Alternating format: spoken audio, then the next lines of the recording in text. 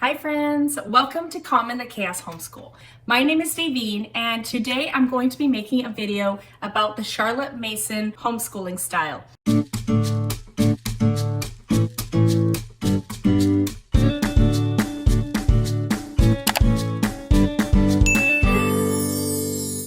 This video is part of a collaboration with a bunch of other homeschool moms, and we're each tackling a different style of homeschooling. So if you check out the playlist below, you will find all the different styles that we are covering, and you can pick and choose which ones you would like to watch, or watch them all and get a better understanding of all the homeschooling styles that we are covering. I'm going to be covering the Charlotte Mason homeschooling style because that is the one that I have done the most research on, and it is one that really resonates with me and works well with my family. The more I learn about Charlotte Mason's philosophy and ideas, the more it makes sense when I view how I'm teaching my children or how my children learn. So I won't say we are purely Charlotte Mason around here. We are more of an eclectic approach. However, I try to implement as many Charlotte Mason ideas and techniques in my homeschool as my children and my family allows. So let's get into the Charlotte Mason style of homeschooling. So I want to start off with just a few basic fundamentals of the Charlotte Mason philosophy. So Charlotte Mason was an educator during the mid-1800s to the early 1900s. And she had some beliefs about children and their education that was different from the typical educators at that time.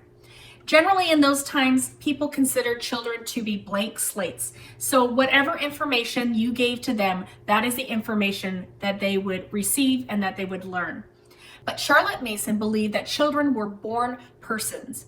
And what that means is that each child is going to be born with innate characteristics, personalities, likes and dislikes, and it is up to us to respect the child and their personhood. So the job of the educator is actually not to just pour information into the child and assume that they're going to learn whatever you teach them. The job of the educator is to spread a feast of ideas in front of the child. So what that means is in a Charlotte Mason education, you are teaching as wide a variety of subjects as you can because you don't know what the child is going to love and to be drawn towards. And so in this way, Charlotte Mason method is actually a very teacher-led method and not so child-led. However, it is up to the child to take and receive from the different areas what they will. So I'm going to talk a little bit more about how children learn with the Charlotte Mason method, but it is not our job to just pour information into them and assume that they're going to learn things. It is our job to provide them with all these opportunities to learn and have them pick and choose what they will from this feast that we have spread in front of them.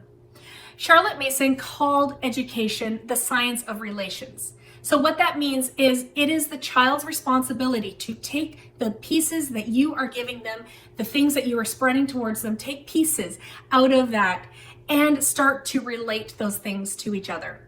So for example, you might discover when you're homeschooling your children, maybe you'll learn something in science and then you'll learn something else in social studies. And then you'll be like, whoa, that's related because of this. Well, that is the job of the child. The education is to provide as many opportunities for those relations, so that science of relations to happen, where a child is connecting the subjects because they've learned all these different things and they're just building that network within their brains. So the Charlotte Mason method can often be considered a gentle approach. First of all, Charlotte Mason talks about the development of a child and how we should use those developmental stages in educating our children.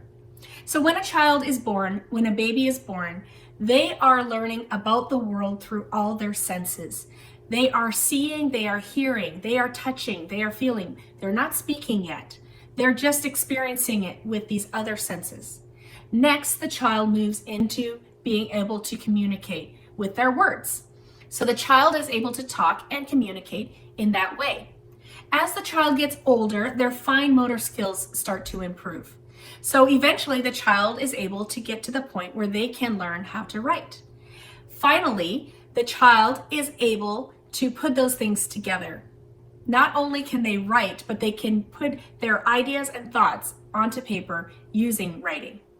So with the Charlotte Mason method, it is not encouraged for parents to start formal education with children before the age of 6, because it is believed that before the child is 6, their main job is to explore the world with all the other senses, not with their fine motor skills or writing yet. They are encouraged to learn and explore by observation, by conversations, by being out, mostly out in nature and observing and seeing what's happening and getting in the dirt and touching things and learning the physical limits of their body by climbing and running and playing.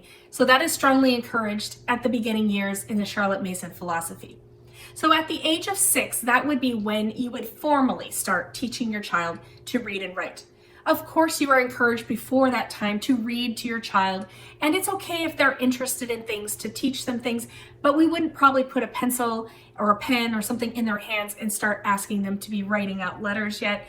Before the age of 6, you could write in the sand, you could talk about the sounds, and just a more playful experience. At the age of 6, that's when formal education would start, when they are old enough, and you can make it something really exciting. They're old enough to begin their school. So there's no way I could go into everything that Charlotte Mason believed and taught in this video, but I do want to cover 8 key elements of a Charlotte Mason education, just to give you a general idea of some of the more important points in a Charlotte Mason education. First of all, she believed in the use of living books to educate the child. So a living book is usually written by one person, maybe 2, and they are passionate about the subject that they are writing. It is often written in a story and narrative format. Living books are very well written, and they use beautiful language to give the reader a mental image of what they are talking about. So when you're reading a living book, you will be able to see in your mind's eye what the author is talking about. It's not going to be a list of facts or a list of dates or a bunch of numbers. It's going to have a story, or it's going to have a narrative that's going to give you ideas as you're reading it. So basically, in general, textbooks are out.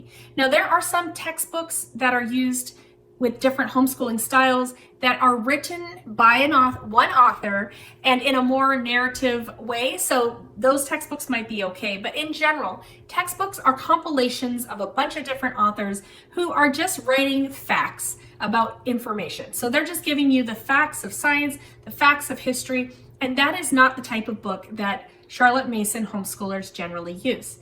The second key feature of a Charlotte Mason education is the use of narration. What narration is a telling back of what the person has heard. So when you're reading these living books to your children, or your children are reading these living books, they are prompted and asked to tell back what they are learning. So in doing this, they are actually picking out the information that is sticking in their own brains. So you're not asking your child to fill out a worksheet, to answer multiple choice questions, to say true or false to things. You are not giving them a test. You are asking them, what did you hear when I read this? What did you hear, or what did you learn when you read this? And in that way, the Charlotte Mason method is a bit different. We're not going to tell them what they need to learn. We are presenting the feast of ideas, and they are responsible for learning different parts, whatever sticks in their brain from what we are presenting them. So if you have 4 children and you read the same book, every child will probably have a slightly different narration for you. Hopefully they get the basic things, the information that is in the book, but you're not asking for them to know those facts. You're asking them for what did they learn when they heard that. And hopefully they will be able to pick out key elements in that information. So when the child is in the beginning stages of their education, you are only asking for oral narration because they don't have the fine motor skills and they don't have the ability to put the sentences onto paper yet. So a lot of their education is an oral narration, a telling back of what they are learning. As the child gets older, you can add written narration. So they can start writing paragraphs about what they're reading or what they are learning. And as they get older, you can start adding more and more narration, putting down on paper or telling you orally what they are learning. One of the things about narration is when you have to tell back in your own words what you heard, that is when you actually have learned the information. So when you are teaching someone or when you're telling someone what you read, that takes you from a passive recipient to someone who is actively participating and synthesizing and coming up with a way to tell someone else the information that you learned. So narration is such an important part of the Charlotte Mason education. A third key element I wanted to talk about was short lessons. So I mentioned that in the Charlotte Mason method, you are teaching a large variety of subjects. So for example, English, science, social studies, geography, foreign language, Latin, Shakespeare, art appreciation, music appreciation, and the list goes on. So there's so many subjects that you are encouraged to teach. You're not going to start out in the early years with all of those subjects, and different grades have different subjects. However, you will be presenting your child with a feast of ideas, a large variety of subjects. So how do you fit that all into one day? Well, short lessons is a key feature of the Charlotte Mason philosophy. She believed that you give each child short lessons in all these different subjects, and over time, they will build upon each other. So a short lesson, what I mean by that is 5 minutes, 10 minutes, 15 minutes, 20 minutes, and as they get older, perhaps 30 or 40 minutes, depending on the subject. I do a lot of Charlotte Mason type subjects, and I do it in my morning basket. And when we do that, it's 5-10 minutes of a few of these things. Of course, things like math or things like literature or things like science, we do slightly longer lessons. However, my children's attention spans are naturally very, very short. And I think children's attention spans are very short. And then add on, I have 3 with ADHD. So short lessons has actually been a wonderful thing for us. Another key element of the Charlotte Mason philosophy is copywork. All right, so when I first learned about copywork, I was like, that seems like busy work. Aren't we trying to avoid busy work? Why would I have my child copy sentences? What's the point of that? That seems like busy work to me. No.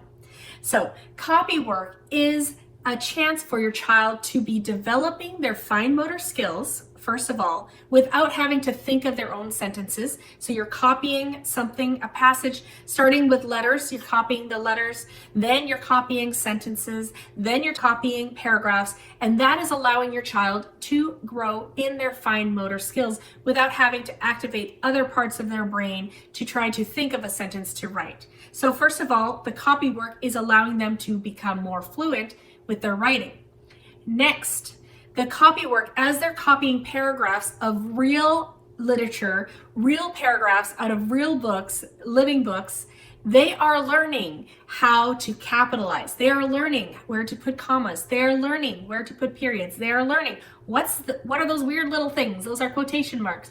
Why do we use quotation marks? So they're not only learning the fine motor skills, but they're also going to start learning grammar. They're also going to start learning beautiful language, interesting language, adjectives. They're going to be learning a bunch of vocabulary in this way. So copywork is not just a busy work activity. It is a way for your child to move through those steps of development from learning the fine motor and then adding on grammar, adding on vocabulary, adding on how to spell different words. So that's what copywork is for in the Charlotte Mason education. Another key element of the Charlotte Mason philosophy is dictation.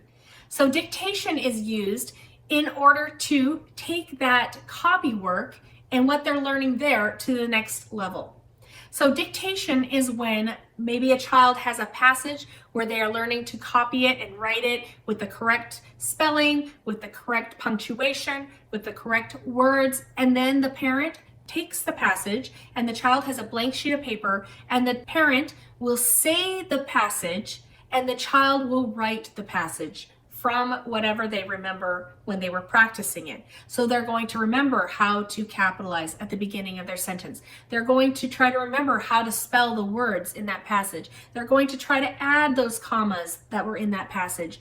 And so slowly the child takes it from copywork to dictation and to be able to write what someone is saying from what they remember of their copywork. Memorization is also used in the Charlotte Mason philosophy of education. So memorization is not a chance for a child to just memorize facts, memorize dates, memorize multiplication tables, though I really think they should. But memory work or memorization is a chance for the child to use their memory to remember things that are important or beautiful. Memory work or memorization applies to when they're doing their art appreciation and they're looking at a picture and they're encouraged to study the picture and try to remember what the picture looks like, so that over time you can memorize what a picture looks like. And anytime you want to look at a beautiful picture, you have it in your mind. You can bring it up in the gallery of your mind. You can see beautiful artwork just because you have memorized it, you have looked at it, and you have studied it, and it is now in your mind. So that works for scripture memory. Bible memory verses, that would be something you would want to memorize, because if you're a Christian, you know that God will bring up those memory verses when you need them. So when you are able to memorize Bible verses, then it is helpful to you in your life. Maybe the child wants to memorize poetry, another thing of beauty, another thing to add into the gallery of your mind when you are able to recite poetry that is beautiful and moving for you. Also, maybe they want to memorize a passage from a book that they found beautiful or they really enjoyed. So memorization in the Charlotte Mason philosophy is something to add beauty and say something that your child can have with them all the time. Once you've memorized it, it is in your brain and you have it at any point that you can pull it out whenever you need it. So another key element that Charlotte Mason philosophy is known for is nature study and time spent outdoors. I mentioned in the early years, before the age of 6, children are encouraged to be outside as much as possible, jumping, playing, observing, touching, learning about the world around them. Well, it doesn't end at age 6. That is the key way that she likes students to learn about science in the early years, just through observation of the natural world. And she also stresses that all people should be out in nature as much as possible, because there's so much to learn and there's so many good benefits to being out in nature. So nature study, nature journaling, that's when you take a journal and you can draw what you see, or you can write poetry about what you see around you, just making observations. That is one key element of a Charlotte Mason education. And another key element of a Charlotte Mason education is habit training. So habit training starts when the child is very young, and it goes on through our lives, really, because as adults, we still need some good habits in our lives, and we still need to teach ourselves some good habits. So the idea of habit training is teaching your child things that are really important and that are going to serve them well throughout their whole life, and making sure that those things become habits. And once things become habits, they become easy to do. And then eventually we don't even have to think about doing them, and we can put our focus on other things. So habit training would be, for example, your child learning to wash their hands after they use the washroom. So that's an important skill. Or even think about your morning routine. You have a habit of doing things a certain way. So your mind doesn't have to be on all those things that you're doing. You can be thinking of other things while you're doing your normal habits. Perhaps your child always runs outside and leaves the door open, and your warm air is getting out, or your air conditioning is getting out, and that's something you need to work on with your child. So with habit training, you would normally pick one or two things that you really want to focus on with that child or in your family, and you would just make sure you're focused on that habit. Anytime your child runs out and leaves the door open, you would kindly and gently remind them to come back and close the door until it becomes a habit and they don't do it anymore. And it's so important that you don't let up or get tired, or you just give up on the habit, or you have a day where you just ignore it. It is so important that you just keep on it so that it becomes a habit that the child never forgets anymore. And then you move on to the next habit you want to work on. So habit training is just providing a smooth path for your child to learn those things that are really important to them, so they can have good habits as students and as they become adults and go out into the world. I hope you have a better understanding of the Charlotte Mason philosophy or style of education after watching this video. I hope you enjoyed this video. Please like and subscribe if you're new here. If you'd like to see more content like this, I have a lot of videos about things like how to start homeschooling. Right now I'm working on a series of different curriculum options for the different homeschooling styles, and generally I have videos on our curriculum, how we implement it, and things like that. Also, don't forget to check the playlist below with all the homeschool moms talking about all the different homeschooling styles. Thank you all for coming today. I hope to see you again. Goodbye, everybody.